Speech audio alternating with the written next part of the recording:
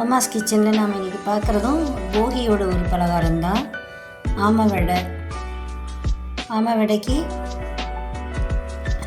ஒரு டம்ளர் கடலப்பருப்பு ஊற வச்சுருக்கேன். அது ஒரு 3 மணி நேரமாக ஊறிட்டு இருக்குது. அதில் மிக்ஸி ஜார் கீழே ஒரு பச்சை மிளகா, இங்கே உள்ள பச்சை மிளகா ரொம்ப உரைக்கும், அதனால் நான் ஒன்று போட்டிருக்கேன்.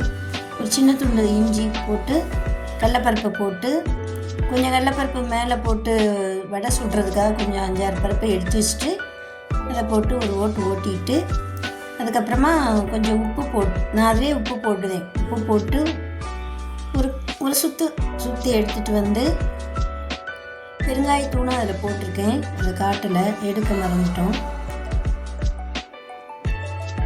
மாவை அந்த கடலப்பருப்பு எடுத்து வச்ச கடலப்பருப்போடு போட்டு கொஞ்சம் குறைன்னு அரைச்சிருக்கேன். இதை போட்டுட்டு அடுப்பில் எண்ணெய் காய வச்சுட்டு வானலி காய வச்சு அதில் மந்த்ரா கடலை நான் ஊற்றுறேன். எண்ணெய் காயட்டும்.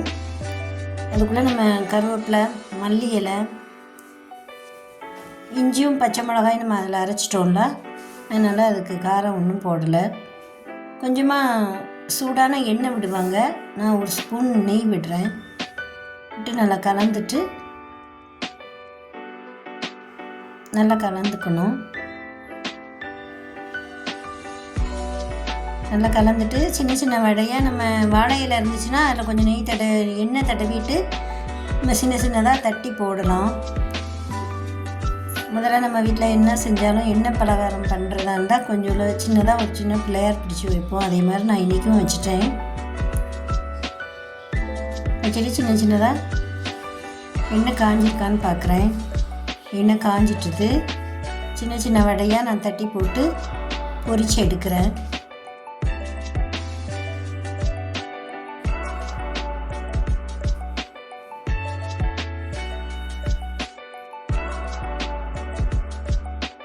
போகிக்காக உள்ள பலகாரங்களில் இதுவும் ஒன்று. போகினா முன்னாடி இந்த வீட்டில் உள்ள பழசெல்லாம் போட்டு வாசலில் போட்டு எரிப்பாங்க. ஆனால் இப்போ அப்படி யாரும் எரிக்கிறதில்ல. பொல்யூஷனுக்கு அதெல்லாம் செய்யக்கூடாதுன்னு சொன்னதுனால அப்படி எரிக்கிறதில்ல. ஆக்சுவலாக நம்ம மனசில் இருக்கிற பழைய எண்ணங்கள், தீய எண்ணங்கள் அதெல்லாம் போய் நம்ம ஒரு நல்ல நினைவுகளோடு நம்ம வாழணும். அதுக்காக தான் இந்த போகி நமக்கு நினைவுபடுத்துது. நம்ம மனசில் இருக்கிற பழைய ஒரு வருத்தங்கள் கூட மாறி நாம் சந்தோஷமாக இருக்கணும்.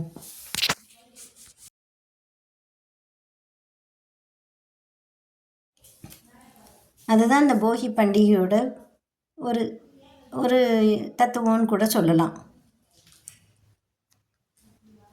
வடை பொரியட்டும். இதை எனக்கு தெரிஞ்சதை நான் சொல்கிறேன், தப்பாக இருந்தால் மன்னிச்சுக்குங்க.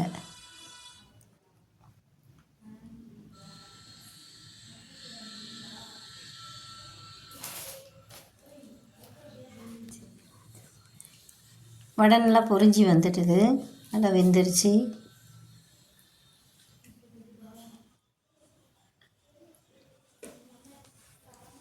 பண்டிகைன்னு சொன்னால் ஆமை வடை தான் செய்வாங்க. பொங்கல் அன்னைக்கு சக்கரை பொங்கல் வச்சு காய் கூட்டு சாம்பார் பொங்கல் குழம்புன்னு ஒன்று வைப்பாங்க. அதுவும் நாங்கள் போடுறோம், அப்லோட் பண்ணுறோம். பொங்கல் குழம்பு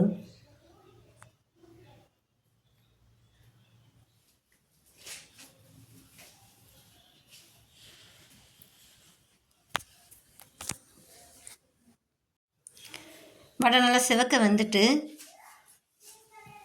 வடையை எடுத்துட்டேன்.